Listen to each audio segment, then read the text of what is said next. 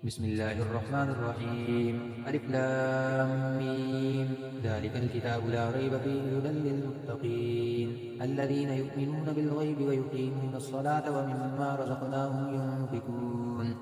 والذين يؤمنون بما أنزل إليك وما أنزل من قبلك وبالآخرة هم يوقنون أولئك على هدى من ربهم وأولئك هم المفلحون. إن الذين كفروا سواء عليهم أنذرتهم أم لم تنذرهم لا يؤمنون ختم الله على قلوبهم وعلى سمعهم وعلى أبصارهم غشاوة ولهم عذاب عظيم. ومن الناس من يقول آمنا بالله وباليوم الآخر وما هم بمؤمنين يخادعون الله والذين آمنوا وما يخدعون إلا أنفسهم وما يشعرون في قلوبهم مرض فزادهم الله مرضا ولهم عذاب أليم بما كانوا يكذبون. وإذا قيل لهم لا تفسدوا في الأرض قالوا إنما نحن مصلحون ألا إنهم هم المفسدون ولكن لا يشعرون. وإذا قيل لهم آمنوا كما آمن الناس قالوا ونؤمن كما آمن السفهاء ألا إنهم هم السفهاء ولكن لا يعلمون. وإذا لقوا الذين آمنوا قالوا آمنا وإذا خلوا إلى شياطينهم قالوا إنا معكم إنما نحن مستهزئون الله يستهزئ بهم ويمدهم في طغيانهم يعمهون. أولئك الذين اشتروا الضلالة بالهدى فما ربحت تجارتهم وما كانوا مهتدين مثلهم كمثل الذي استوقد نارا فلما أضاءت ما حوله ذهب الله بنورهم وتركهم في ظلمات لا يبصرون صم بكم عمي فهم لا يرجعون. أو كصيب من السماء فيه ظلمات ورعد وبرق يجعلون أصابعهم في آذانهم من الصواعق حذر الموت والله محيط بالكافرين. يكاد البرق يخطف أبصارهم كلما أضاء لهم مشوا فيه وإذا أظلم عليهم قاموا ولو شاء الله لذهب بسمعهم وأبصارهم إن الله على كل شيء قدير. يا أيها الناس اعبدوا ربكم الذي خلقكم والذين من قبلكم لعلكم تتقون الذي جعل لكم الأرض فراشا والسماء بناء وأنزل من السماء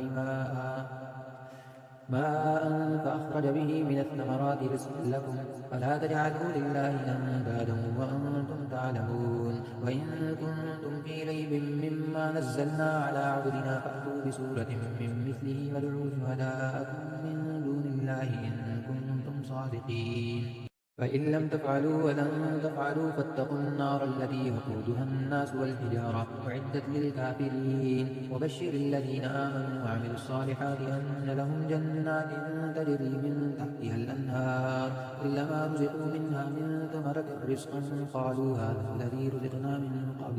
من قبل وأتوا به متشابها ولهم فيها أزواج مطهرة وهم فيها خالدون. إن الله لا يستحيي أن يضرب مثلا ما بعوضة فما فوقها فأما الذين آمنوا فيعلمون أنه الحق من ربهم وأما الذين كفروا فيقولون ماذا أراد الله بهذا مثلا يضل به كثيرا ويهدي به كثيرا وما يضل به إلا الفاسقين الذين ينقضون عهد الله من بعد ميثاقه ويقطعون ما أمر الله به أن يوصل ويفسدون في الأرض أولئك هم الخاسرون. كيف تكفرون بالله وكنتم أمواتا فأحياكم ثم يميتكم ثم يحييكم ثم إليه ترجعون. هو الذي خلق لكم ما في الأرض جميعا ثم استوى إلى السماء فسواهن 7 سماوات وهو بكل شيء عليم. وإذ قال ربك للملائكة إني جاعل في الأرض خليفة قالوا وتجعل فيها من يفسد فيها ويسفك الدماء ونحن نسبح بحمدك ونقدس لك قال إني أعلم ما لا تعلمون. وعلم آدم الأسماء كلها ثم عرضهم على الملائكة فقال أنبئوني بأسماء هؤلاء إن كنتم صادقين. قالوا سبحانك لا علم لنا إلا ما علمتنا إنك أنت العليم الحكيم. قال يا آدم أنبئهم بأسمائهم فلما أنبأهم بأسمائهم قال ألم أقل لكم إني أعلم غيب السماوات والأرض وأعلم ما تبدون وما كنتم تكتمون وإذ قلنا للملائكة اسجدوا لآدم فسجدوا إلا إبليس أبى واستكبر وكان من الكافرين وقلنا يا آدم اسكن أنت وزوجك الجنة وكلا منها رغدا حيث شئتما ولا تقربا هذه الشجرة فتكونا من الظالمين فأزلهما الشيطان عنها فأخرجهما مما كانا فيه وقلنا اهبطوا بعضكم لبعض عدو ولكم في الأرض مستقر ومتاع إلى حين فتلقى آدم من ربه كلمات فتاب عليه إنه هو التواب الرحيم قلنا اهبطوا منها جميعا فإما يأتينكم مني هدى فمن تبع هداي فلا خوف عليهم ولا هم يحزنون والذين كفروا وكذبوا بآياتنا أولئك أصحاب النار هم فيها خالدون يا بني إسرائيل اذكروا نعمتي التي أنعمت عليكم وأوفوا بعهدي أوف بعهدكم وإياي فارهبون وآمنوا بما أنزلت مصدقا لما معكم ولا تكونوا أول كافر به ولا تشتروا بآياتي ثمنا قليلا وإياي فاتقون ولا تلبسوا الحق بالباطل وتكتموا الحق وأنتم تعلمون وأقيموا الصلاة وآتوا الزكاة واركعوا مع الراكعين أتأمرون الناس بالبر وتنسون أنفسكم وأنتم تتلون الكتاب أفلا تعقلون واستعينوا بالصبر والصلاة وإنها لكبيرة إلا على الخاشعين الذين يظنون أنهم ملاقو ربهم وأنهم إليه راجعون يا بني إسرائيل اذكروا نعمتي التي أنعمت عليكم وأني فضلتكم على العالمين واتقوا يوما لا تجزي نفس عن نفس شيئا ولا يقبل منها شفاعة ولا يؤخذ منها عدل ولا هم ينصرون وإذ نجيناكم من آل فرعون يسومونكم سوء العذاب يذبحون أبناءكم ويستحيون نساءكم وفي ذلكم بلاء من ربكم عظيم وإذ فرقنا بكم البحر فأنجيناكم وأغرقنا آل فرعون وأنتم تنظرون وإذ وعدنا موسى 40 ليلة ثم اتخذتم العجل من بعده وأنتم ظالمون ثم عفونا عنكم من بعد ذلك لعلكم تشكرون وإذ آتينا موسى الكتاب والفرقان لعلكم تهتدون وإذ قال موسى لقومه يا قوم إنكم ظلمتم أنفسكم باتخاذكم العجل فتوبوا إلى بارئكم فاقتلوا أنفسكم ذلكم خير لكم عند بارئكم فتاب عليكم إنه هو التواب الرحيم وإذ قلتم يا موسى لن نؤمن لك حتى نرى الله جهرة فأخذتكم الصاعقة وأنتم تنظرون ثم بعثناكم من بعد موتكم لعلكم تشكرون وظللنا عليكم الغمام وأنزلنا عليكم المن والسلوى كلوا من طيبات ما رزقناكم وما ظلمونا ولكن كانوا أنفسهم يظلمون وإذ قلنا ادخلوا هذه القرية فكلوا منها حيث شئتم رغدا وادخلوا الباب سجدا وقولوا حتة نغفر لكم خطاياكم وسنزيد المحسنين فبدل الذين ظلموا قولا غير الذي قيل لهم فأنزلنا على الذين ظلموا رجزا من السماء بما كانوا يفسقون وإذ استسقى موسى لقومه فقلنا اضرب بعصاك الحجر فانفجرت منه 12 عينا قد علم كل أناس مشربهم كلوا واشربوا من رزق الله ولا تعثوا في الأرض مفسدين وإذ قلتم يا موسى لن نصبر على طعام واحد فادع لنا ربك يخرج لنا مما تنبت الأرض من بقلها وقثائها وفومها وعدسها وبصلها قال أتستبدلون الذي هو أدنى بالذي هو خير اهبطوا مصرا فإن لكم ما سألتم وضربت عليهم الذلة والمسكنة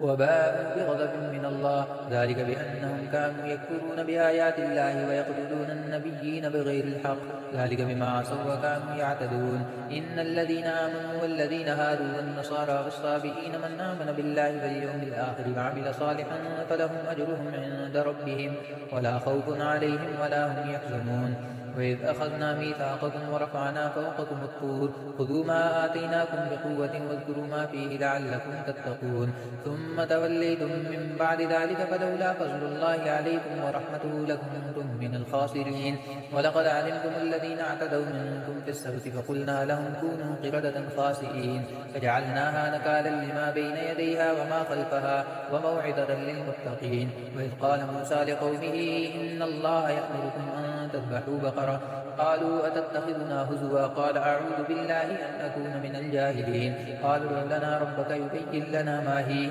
قال إنه يقول إنها بقرة لا فارض ولا بكر عوان بين ذلك ففعلوا ما تؤمرون. قالوا ادع لنا ربك يبين لنا ما لونها. قال إنه يقول إنها بقرة صفراء فاقع لونها تسر الناظرين. قالوا ادع لنا ربك يبين لنا ما هي إن البقرة تشابه علينا وإنا إن شاء الله لمهتدون. قال إنه يقول إنها بقرة لا ذلول تثير الأرض ولا تسقي الحرث مسلمة لا شية فيها. قالوا الآن جئت بالحق فذبحوها وما كادوا يفعلون. وإذ قتلتم نفسا فادارأتم فيها والله مخرج ما كنتم تكتمون. فقلنا اضربوه ببعضها كذلك يحيي الله الموتى ويريكم آياته لعلكم تعقلون. ثم قست قلوبكم من بعد ذلك فهي كالحجارة أو أشد قسوة. وإن من الحجارة لما يتفجر منه الأنهار وإن منها لما يشقق فيخرج منه الماء وإن منها لما يهبط من خشية الله وما الله بغافل عما تعملون. أفتطمعون أن يؤمنوا لكم وقد كان فريق منهم يسمعون كلام الله ثم يحرفونه من بعد ما عقلوه وهم يعلمون. وإذا لقوا الذين آمنوا قالوا آمنا وإذا خلا بعضهم إلى بعض قالوا أتحدثونهم بما فتح الله عليكم ليحاجوكم به عند ربكم أفلا تعقلون. أولا يعلمون أن الله يعلم ما يسرون وما يعلنون. ومنهم أميون لا يعلمون الكتاب إلا أماني وإنهم إلا يظنون. فويل للذين يكتبون الكتاب بأيديهم ثم يقولون هذا من عند الله ليشتروا به ثمنا قليلا فويل لهم مما كتبت أيديهم وويل لهم مما يكسبون. وقالوا لن تمسنا النار إلا أياما معدودة قل اتخذتم عند الله عهدا فلن يخلف الله عهده أم تقولون على الله ما لا تعلمون. بلى من كسب سيئة وأحاطت به خطيئته فأولئك أصحاب النار هم فيها خالدون. والذين آمنوا وعملوا الصالحات أولئك أصحاب الجنة هم فيها خالدون. وإذ أخذنا ميثاق بني إسرائيل لا تعبدون إلا الله وبالوالدين إحسانا وذي القربى واليتامى والمساكين وقولوا للناس حسنا وأقيموا الصلاة وآتوا الزكاة ثم توليتم إلا قليلا منكم وأنتم معرضون. وإذ أخذنا ميثاقكم لا تسفكون دماءكم ولا تخرجون أنفسكم من دياركم ثم أقررتم وأنتم تشهدون. ثم أنتم هؤلاء تقتلون أنفسكم وتخرجون فريقا منكم من ديارهم تظاهرون عليهم بالإثم والعدوان فإن يأتوكم أسارى تفادوهم وهو محرم عليكم إخراجهم أفتؤمنون ببعض الكتاب وتكفرون ببعض وما جزاء من يفعل ذلك منكم إلا خزي في الحياة الدنيا ويوم القيامة يردون إلى أشد العذاب وما الله بغافل عما تعملون. أولئك الذين اشتروا الحياة الدنيا بالآخرة فلا يخفف عنهم العذاب ولا هم ينصرون. ولقد آتينا موسى الكتاب وقفينا من بعده بالرسل وآتينا عيسى ابن مريم البينات وأيدناه بروح القدس أفكلما جاءكم رسول بما لا تهوى أنفسكم استكبرتم ففريقا كذبتم وفريقا تقتلون. وقالوا قلوبنا غلف بل لعنهم الله بكفرهم فقليلا ما يؤمنون. ولما جاءهم كتاب من عند الله مصدق لما معهم وكانوا من قبل يستفتحون على الذين كفروا فلما جاءهم ما عرفوا كفروا به فلعنة الله على الكافرين. بئس ما اشتروا به أنفسهم أن يكفروا بما أنزل الله بغيا أن ينزل الله من فضله على من يشاء من عباده فباءوا بغضب على غضب وللكافرين عذاب مهين. وإذا قيل لهم آمنوا بما أنزل الله قالوا نؤمن بما أنزل علينا ويكفرون بما وراءه وهو الحق مصدقا لما معهم قل فلم تقتلون أنبياء الله من قبل إن كنتم مؤمنين. ولقد جاءكم موسى بالبينات ثم اتخذتم العجل من بعده وأنتم ظالمون. وإذ أخذنا ميثاقكم ورفعنا فوقكم الطور خذوا ما آتيناكم بقوة واسمعوا قالوا سمعنا وعصينا وأشربوا في قلوبهم العجل بكفرهم قل بئس ما يأمركم به إيمانكم إن كنتم مؤمنين. المؤمنين قل إن كانت لكم الدار الآخرة عند الله خالصة من دون الناس فتمنوا الموت إن كنتم صادقين ولن يتمنوا أبدا بما قدمت أيديهم والله عليم بالظالمين ولتجدنهم أحرص الناس على حياة ومن الذين أشركوا يود أحدهم لو يعمر 1000 سنة وما هو بمزحزحه من العذاب أن يعمر والله بصير بما يعملون قل من كان عدوا لجبريل فإنه نزله على قلبك بإذن الله مصدقا لما بين يديه هدى وبشرى للمؤمنين من كان عدوا لله وملائكته ورسله وجبريل وميكال فإن الله عدو للكافرين ولقد أنزلنا إليك آيات بينات وما يكفر بها إلا الفاسقون أفكلما عاهدوا عهدا نبذه فريق منهم بل أكثرهم لا يؤمنون ولما جاءهم رسول من عند الله مصدق لما معهم نبذ فريق من الذين أوتوا الكتاب كتاب الله وراء ظهورهم كأنهم لا يعلمون واتبعوا ما تتلو الشياطين على ملك سليمان وما كفر سليمان ولكن الشياطين كفروا يعلمون الناس السحر وما أنزل على الملكين ببابل هاروت وماروت وما يعلمان من أحد حتى يقولا إنما نحن فتنة فلا تكفر فيتعلمون منهما ما يفرقون به بين المرء وزوجه وما هم بضارين به من أحد إلا بإذن الله ويتعلمون ما يضرهم ولا ينفعهم ولقد علموا لمن اشتراه ما له في الآخرة من خلاق ولبئس ما شروا به أنفسهم لو كانوا يعلمون ولو أنهم آمنوا واتقوا لمثوبة من عند الله خير لو كانوا يعلمون يا أيها الذين آمنوا لا تقولوا راعنا وقولوا انظرنا واسمعوا وللكافرين عذاب أليم ما يود الذين كفروا من أهل الكتاب ولا المشركين أن ينزل عليكم من خير من ربكم والله يختص برحمته من يشاء والله ذو الفضل العظيم ما ننسخ من آية أو ننسها نأتي بخير منها أو مثلها ألم تعلم أن الله على كل شيء قدير ألم تعلم أن الله له ملك السماوات والأرض وما لكم من دون الله من ولي ولا نصير أم تريدون أن تسألوا رسولكم كما سئل موسى من قبل ومن يتبدل الكفر بالإيمان فقد ضل سواء السبيل ود كثير من أهل الكتاب لو يردونكم من بعد إيمانكم كفارا حسدا من عند أنفسهم من بعد ما تبين لهم الحق فاعفوا واصفحوا حتى يأتي الله بأمره إن الله على كل شيء قدير وأقيموا الصلاة وآتوا الزكاة وما تقدموا لأنفسكم من خير تجدوه عند الله إن الله بما تعملون بصير وقالوا لن يدخل الجنة إلا من كان هودا أو نصارى تلك أمانيهم قل هاتوا برهانكم إن كنتم صادقين بلى من أسلم وجهه لله وهو محسن فله أجره عند ربه ولا خوف عليهم ولا هم يحزنون وقالت اليهود ليست النصارى على شيء وقالت النصارى ليست اليهود على شيء وهم يتلون الكتاب كذلك قال الذين لا يعلمون مثل قولهم فالله يحكم بينهم يوم القيامة فيما كانوا فيه يختلفون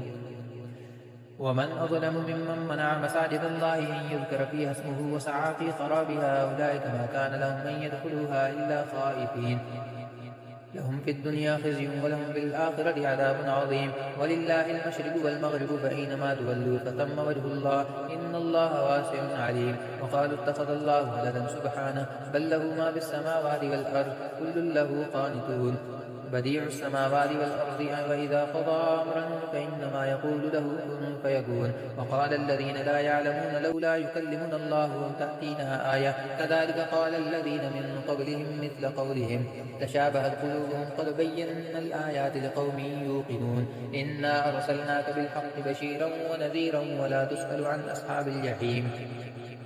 ولن ترضى عنك اليهود ولا النصارى حتى تتبع ملتهم قل إن هدى الله هو الهدى ولئن اتبعت أهواءهم بعد الذي جاءك من العلم ما لك من الله من ولي ولا نصير الذين آتيناهم الكتاب يتلونه حق تلاوته أولئك يؤمنون به ومن يكفر به فأولئك هم الخاسرون يا بني إسرائيل اذكروا نعمتي التي أنعمت عليكم وأني فضلتكم على العالمين واتقوا يوما لا تجزي نفس عن نفس شيئا ولا يقبل منها عدل ولا تنفعها شفاعة ولا هم ينصرون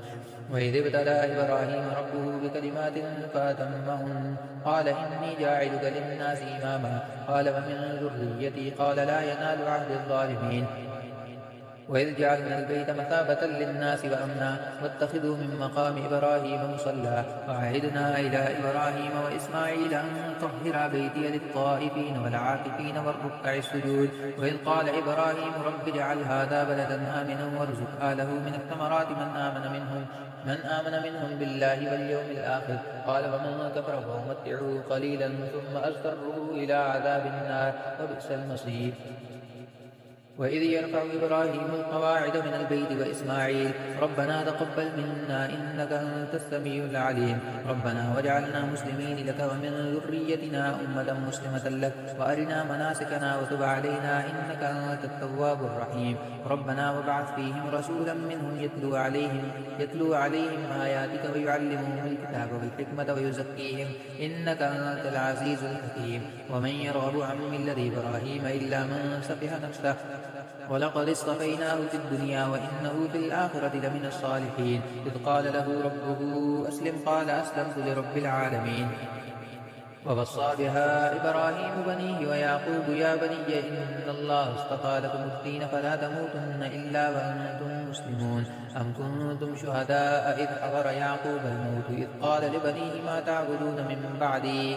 قالوا نعبد إلهك وإله آبائك إبراهيم وإسماعيل وإسحاق إلها واحدا ونحن له مسلمون تلك أمة قد خلت لها ما كسبت ولكم ما كسبتم ولا تسألون عما كانوا يعملون وقالوا كونوا هودا أو نصارى تهتدوا قل بل ملة إبراهيم حنيفا وما كان من المشركين قولوا آمنا بالله وما أنزل إلينا وما أنزل إلى إبراهيم وإسماعيل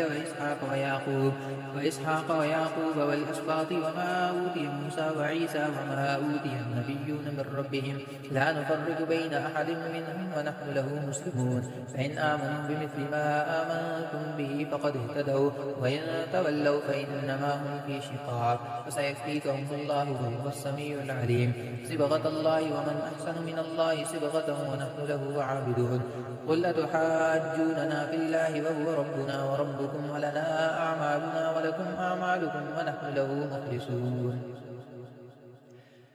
أم تقولون إن إبراهيم وإسماعيل وإسحاق ويعقوب والأسباط كانوا هودا أو نصارى قل أأنتم أعلم أم الله ومن أظلم ممن كتم شهادة عنده من الله وما الله بغافل عما تعملون تلك أمة قد خلت لها ما كسبت ولكم ما كسبتم ولا تسألون عما كانوا يعملون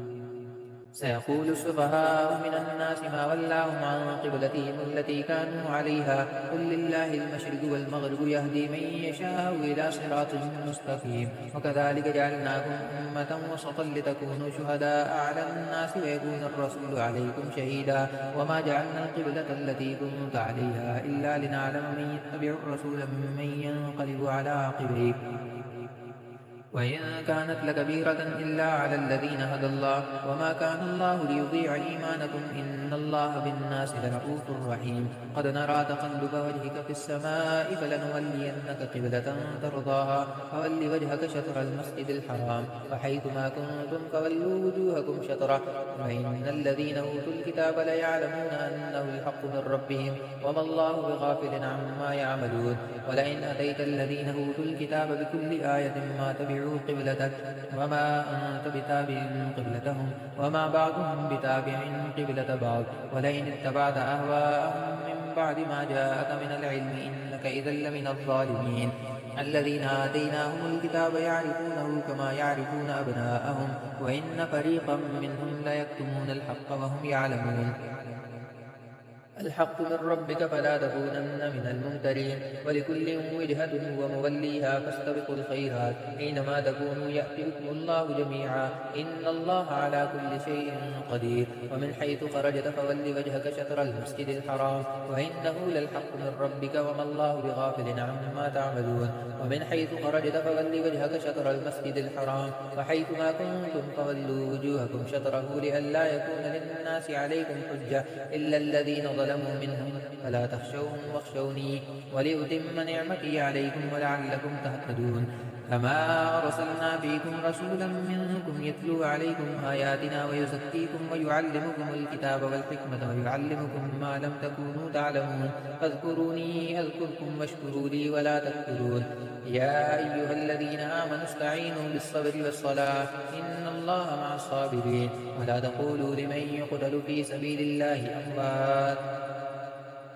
بل أحياء ولكن لا تشعرون. ولنبلونكم بشيء من الخوف والجوع ونقص من الأموال والأنفس والثمرات وبشر الصابرين الذين إذا أصابتهم مصيبة قالوا إنا لله وإنا إليه راجعون أولئك عليهم صلوات من ربهم ورحمة وأولئك هم المهتدون. إن الصفا والمروة من شعائر الله فمن حج البيت أو اعتمر فلا جناح عليه أن يطوف بهما ومن تطوع خيرا فإن الله شاكر عليم. إن الذين يكتمون ما أنزلنا من البينات والهدى من بعد ما بيناه للناس في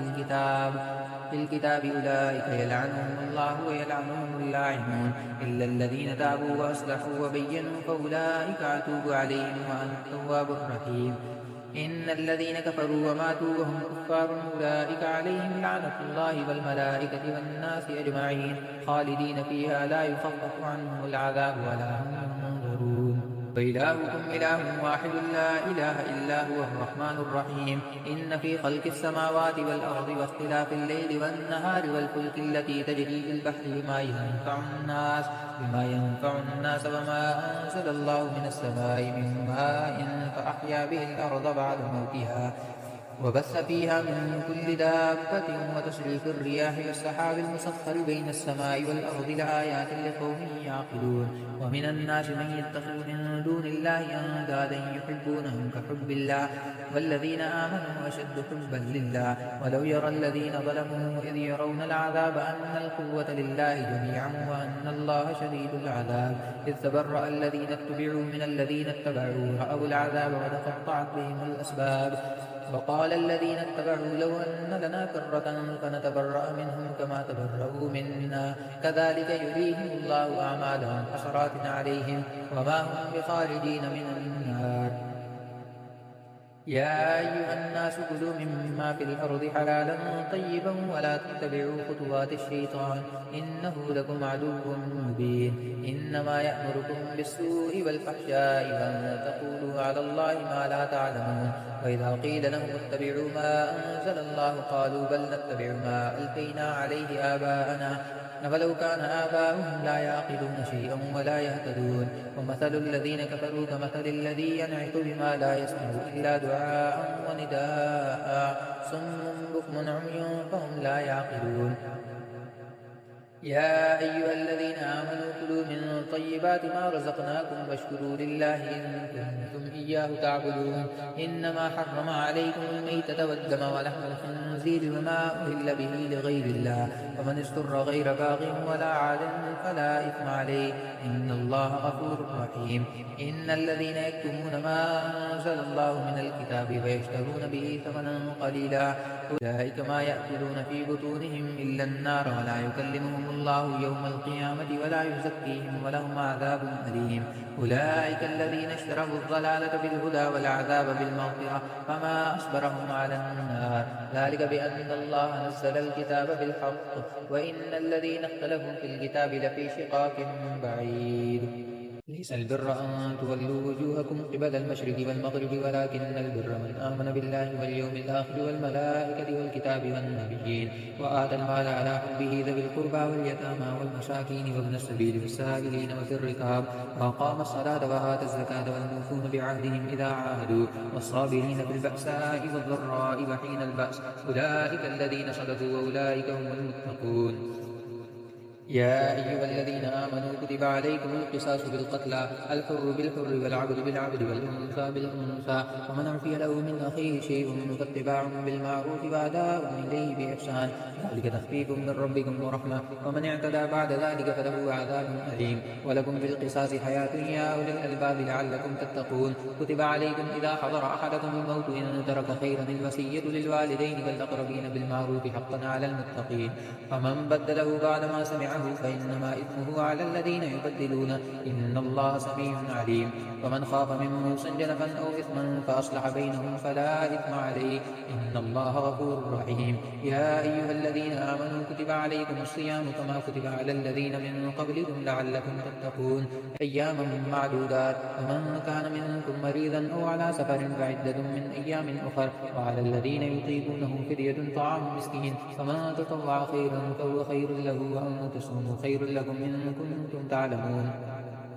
شهر رمضان الذي أنزل فيه القرآن هدى للناس وبينات من الهدى والفرقان فمن شهد منكم الشهر فليصم ومن كان مريضا أو على سفر فعدة من أيام أخر يريد الله بكم اليسر ولا يريد بكم العسر ولتكملوا العدة ولتكبروا الله على ما هداكم ولعلكم تشكرون وإذا سألك عبادي عني فإني قريب أجيب دعوة الداعي إذا دعاني فليستجيبوا لي وليؤمنوا بي لعلهم يرشدون أحل لكم ليلة الصيام الرفث إلى نسائكم هن لباس لكم وأنتم لباس لهن علم الله أنكم كنتم تختارون أنفسكم فتاب عليكم وعفى عنكم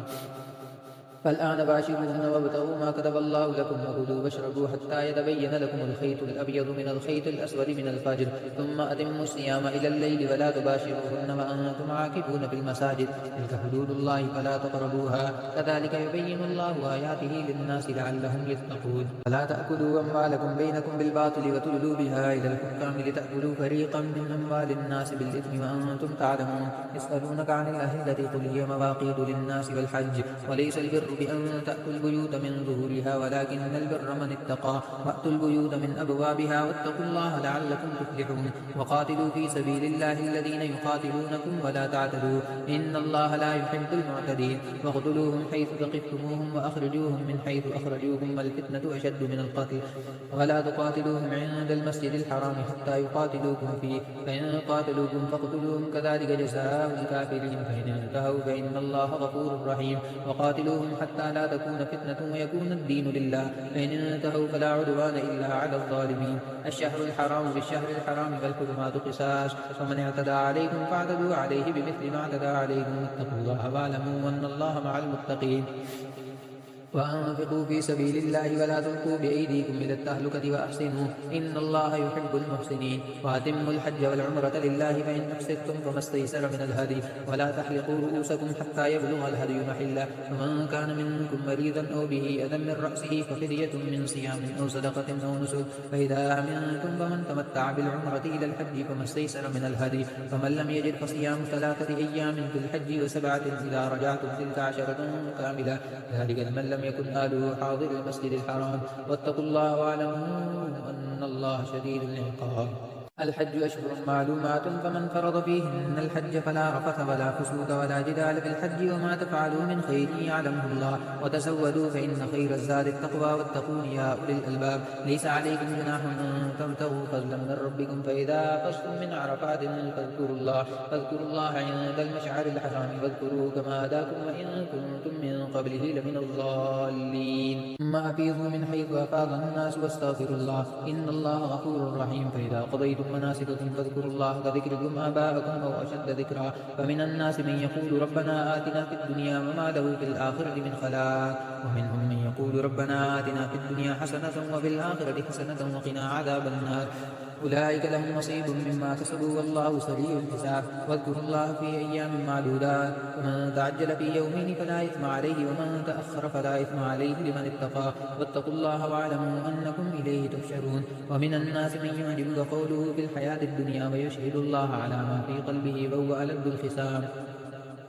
وإذا تولى سعى في الأرض ليفسد فيها ويهلك الحرث والنسل والله لا يحب الفساد. وإذا قيل له اتق الله أخذته العزة بالإثم فحسبه جهنم ولبئس المهاد. ومن الناس من يشري نفسه ابتغاء مرضات الله والله رؤوف بالعباد. يا أيها الذين آمنوا ادخلوا في السلم كافة ولا تتبعوا خطوات الشيطان إنه لكم عدو مبين. فإن زللتم من بعد ما جاءتكم البينات فاعلموا أن الله عزيز حكيم. هل ينظرون إلا أن يأتيهم الله في ظلل من الغمام والملائكة وقضي الأمر وإلى الله ترجع الأمور.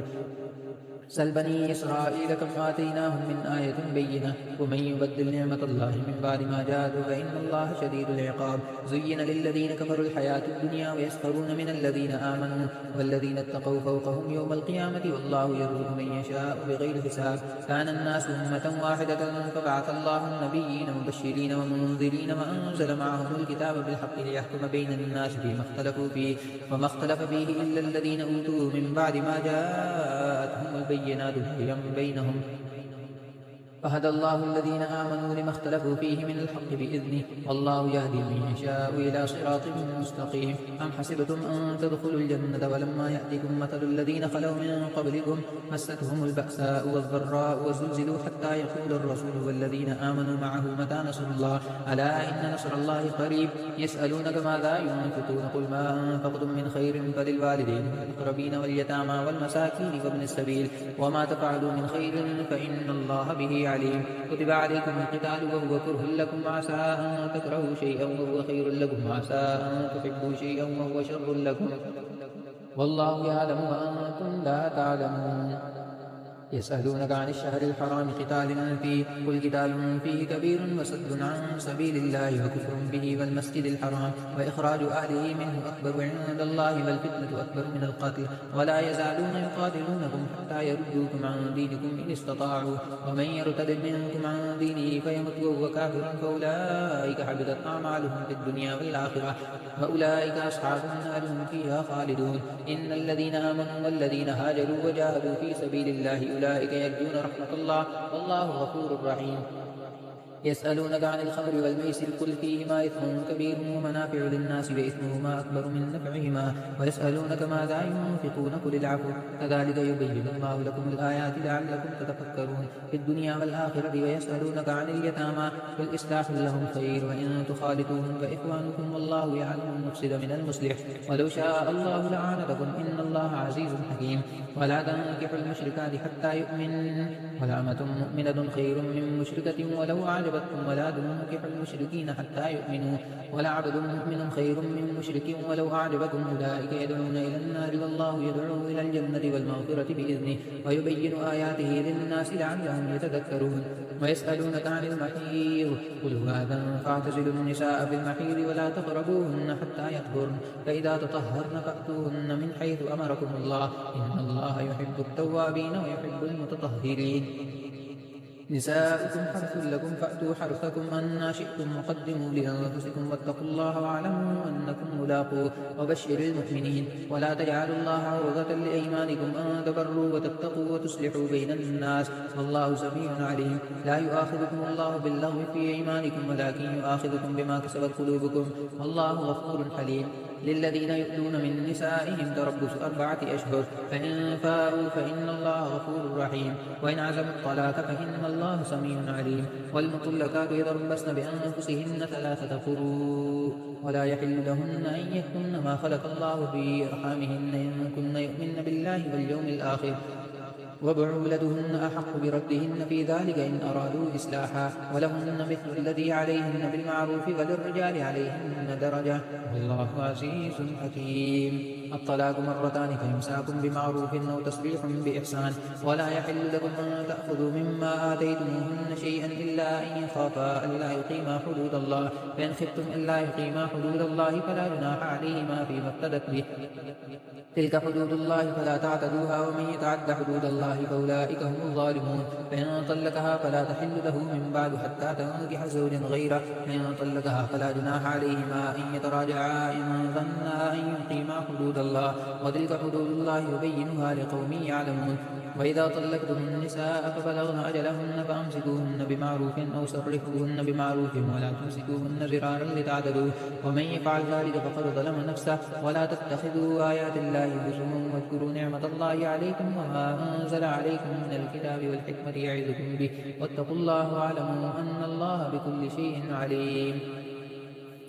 وإذا طلقتم النساء فبلغن أجلهن فلا تعضلوهن أن ينكحن أزواجهن إذا تراضوا بينهم بالمعروف ذلك يوعظ به من كان منكم يؤمن بالله واليوم الآخر ذلكم أزكى لكم وأطهر والله يعلم وأنتم لا تعلمون. والوالدات يرضعن أولادهن حولين كاملين لمن أراد أن يتم الرضاعة وعلى المولود له رزقهن وكسوتهن بالمعروف لا تكلف نفس إلا وسعها لا تضار والدة بولدها ولا مولود له بولده وعلى الوارث مثل ذلك فإن أرادا فصالا عن تراض منهما وتشاور فلا جناح عليهما.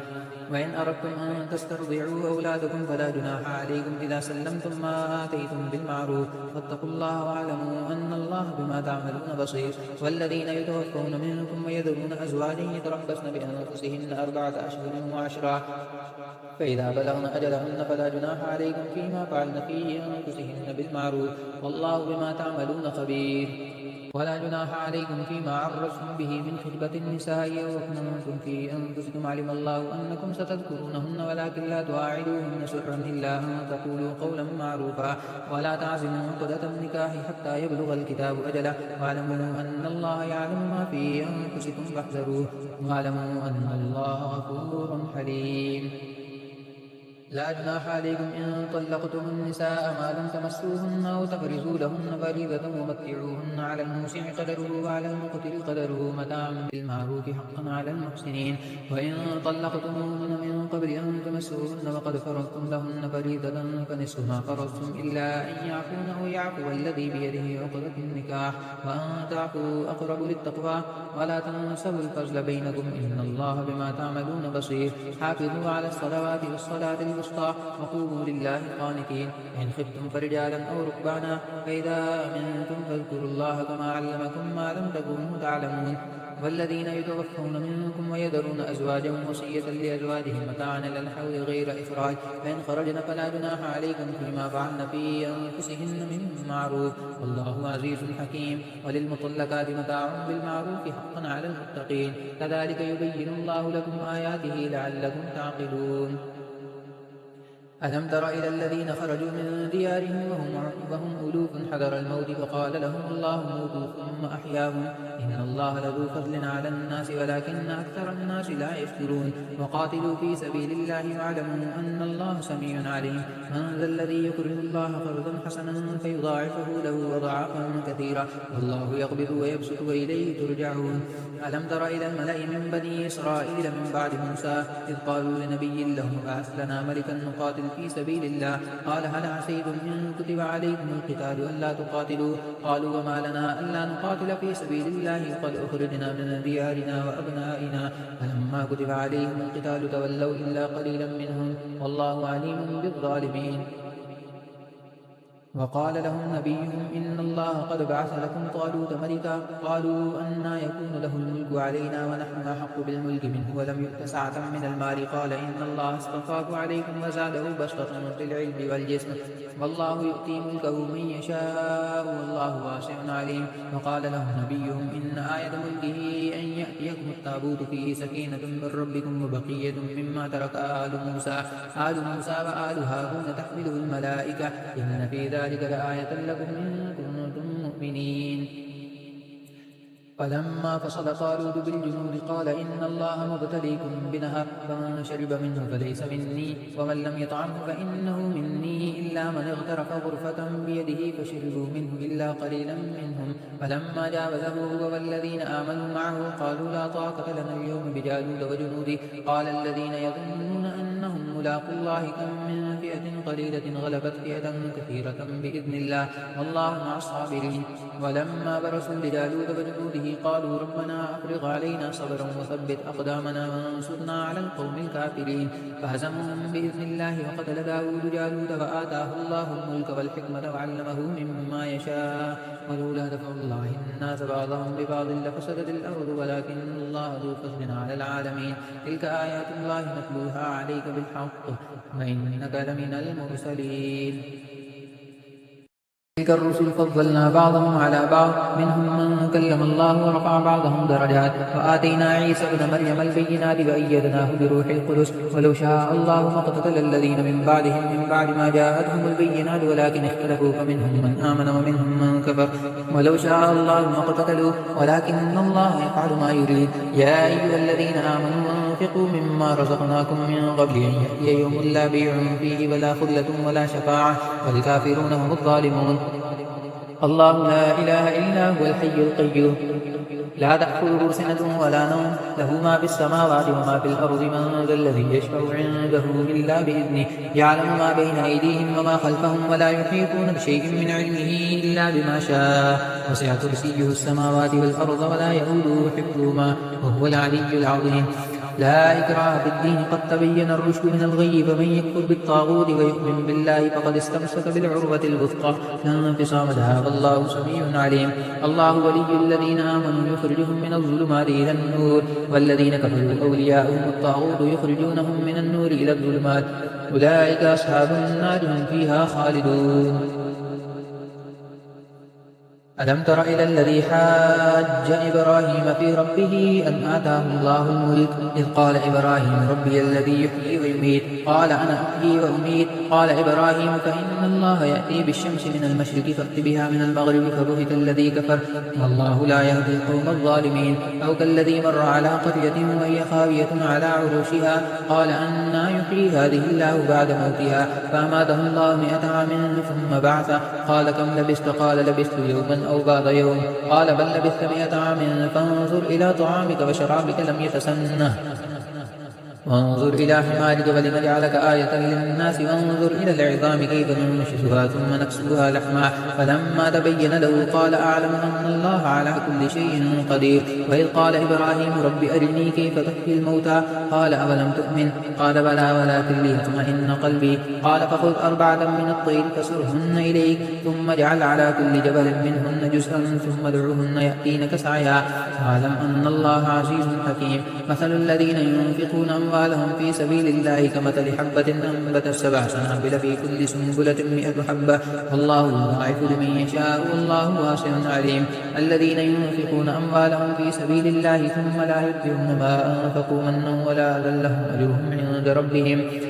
ولا خوف عليهم ولا هم يحزنون. قول معروف ومغفرة خير من صدقة يتبعها أذى والله غني حليم. يا أيها الذين آمنوا لا تبطلوا صدقاتكم بالمن والأذى كالذي ينفق ماله رئاء الناس ولا يؤمن بالله واليوم الآخر فمثله كمثل صفوان عليه تراب فأصابه وابل فتركه صلدا لا يقدرون على شيء مما كسبوا والله لا يهدي القوم الكافرين. ومثل الذين ينفقون أموالهم ابتغاء مرضات الله وتثبيتا من أنفسهم كمثل جنة بربوة أصابها وابل فآتت أكلها ضعفين فإن لم يصبها وابل فطل والله بما تعملون بصير. أيود أحدكم أن تكون له جنة من نخيل وأعناب تجري من تحتها الأنهار له فيها من كل الثمرات وأصابه الكبر وله ذرية ضعفاء فأصابها إعصار فيه نار فاحترقت كذلك يبين الله لكم الآيات لعلكم تتفكرون. يا أيها الذين آمنوا أنفقوا من طيبات ما كسبتم ومما أخرجنا لكم من الأرض ولا تيمموا الخبيث منه تنفقون ولستم بآخذيه إلا أن تغمضوا فيه واعلموا أن الله غني حميد. الشيطان يعدكم الفقر ويأمركم بالفحشاء والله يعدكم مغفرة منه وفضلا والله واسع عليم يؤتي الحكمة من يشاء ومن يؤت الحكمة فقد أوتي خيرا كثيرا وما يذكر إلا أولو الألباب وما أنفقتم من نفقة أو نذرتم من نذر فإن الله يعلم وما للظالمين من أنصار إن تبدوا الصدقات فنعما هي وإن تخفوها وتؤتوها الفقراء فهو خير لكم ويكفر عنكم من سيئاتكم والله بما تعملون خبير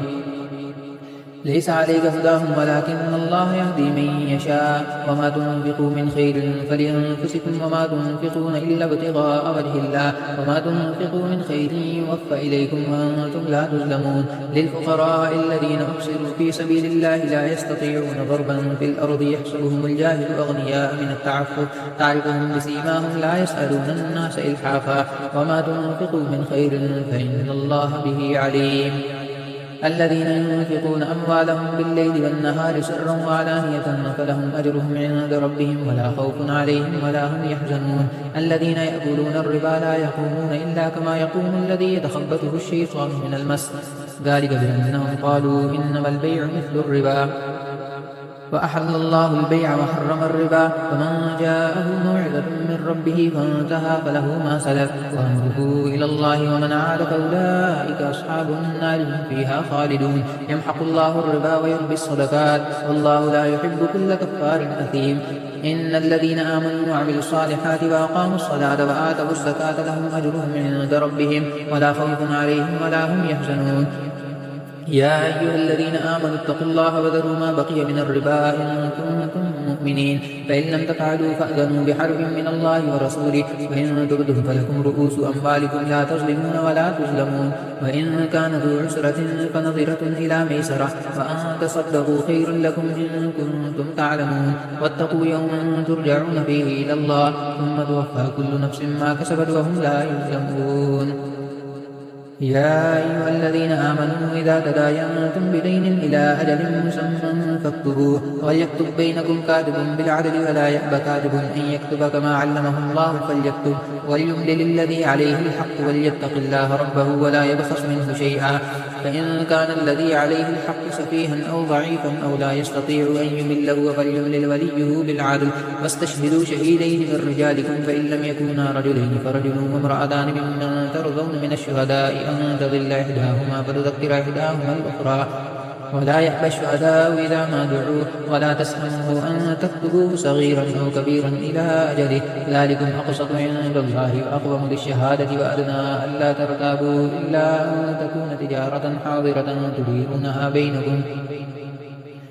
تديرونها بينكم فليس عليكم جناح ألا تكتبوها وأشهدوا إذا تبايعتم ولا يضار كاتب ولا شهيد وإن تفعلوا فإنه فسوق بكم واتقوا الله ويعلمكم الله والله بكل شيء عليم وإن كنتم على سفر ولم تجدوا كاتبا فرهان مقبوضة فإن أمن بعضكم بعضا فليؤدي الذي اؤتمن أمانته وليتق الله ربه ولا تكتموا الشهادة ومن يكتمها فإنه آثم قلبه والله بما تعملون عليه لله ما في السماوات وما في الأرض وإن تبدوا ما في أنفسكم أو تخفوه يحاسبكم به الله فيغفر لمن يشاء ويعذب من يشاء والله على كل شيء قدير آمن الرسول بما أنزل إليه من ربه والمؤمنون كل آمن بالله وملائكته وكتبه ورسله لا نفرق بين أحد من رسله وقالوا سمعنا وأطعنا غفرانك ربنا وإليك المصير لا يكلف الله نفسا إلا وسعها لها ما كسبت وعليها ما اكتسبت ربنا لا تؤاخذنا إن نسينا أو أخطأنا ربنا ولا تحمل علينا إصرا كما حملته على الذين من قبلنا ربنا ولا تحملنا ما لا طاقة لنا به واعف عنا واغفر لنا وارحمنا أنت مولانا فانصرنا على القوم الكافرين